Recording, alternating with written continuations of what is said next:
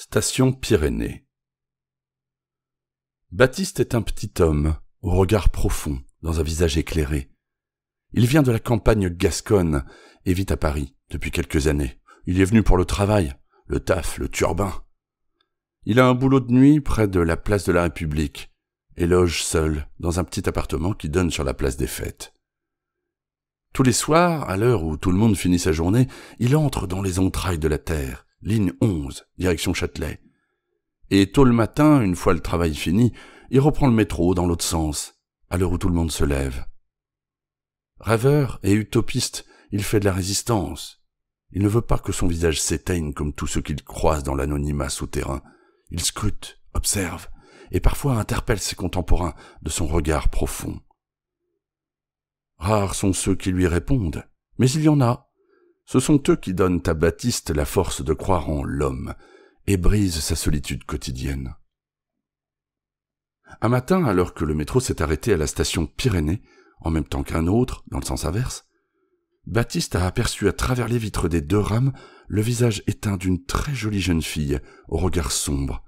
Une si grande tristesse affichée sur un si beau visage le toucha.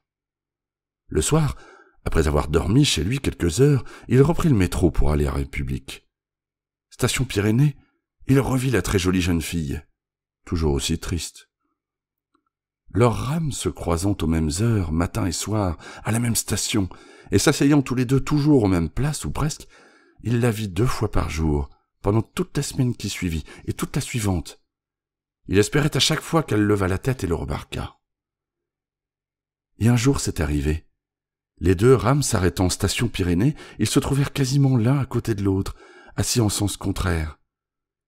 Elle regarda par la vitre et tomba sur la bouche souriante de Baptiste. Surprise, elle tourna la tête et la rame repartit. La fois suivante, elle ne le vit pas. Le lendemain, elle l'aperçut, mais il ne broncha pas. La semaine d'après, toujours à l'arrêt Pyrénées, elle le vit souriant. Amusée par la fréquence de leur rencontre furtive, elle lui répondit, d'un sourire timide, avant que le métro ne reparte. La nuit de Baptiste fut éclairée par ce sourire. Il savait maintenant qu'il se verrait à chaque voyage, et ce fut le cas. De rencontre en rencontre, les sourires étaient plus francs. Il laissait parfois place à une grimace, à un « bonne journée » griffonné sur un bout de papier, à un « je m'appelle Baptiste », à un « je m'appelle Julie », à des regards complices, isolés dans une ambiance de mort-vivant. Baptiste était heureux de croiser à chaque fois ce petit ange inconnu, et si proche à la fois, dont le visage s'illuminait désormais en arrivant à la station Pyrénées. Un soir, Baptiste, qui était tout de même fatigué par ses horaires difficiles, se réveilla tard. Il se leva en hâte, s'habilla et sortit de chez lui. Il était non seulement en retard au travail, mais il savait qu'il avait raté son rendez-vous quotidien des Pyrénées. En fermant la porte, il tomba sur la silhouette fébrile du locataire d'en face, qui rentrait du travail. Il se retourna, offrit son profil éteint à Baptiste, qui stupéfait reconnut un visage qu'il connaissait. C'était celui de ses premières rencontres avec son ange de la station Pyrénées. Elle se retourna alors complètement jusqu'à lui faire face. Elle fut tout autant étonnée de le voir ici, mais ne put s'empêcher de lui faire un grand sourire, comme rassuré, et de lui dire naturellement « J'ai cru que je ne te verrais plus.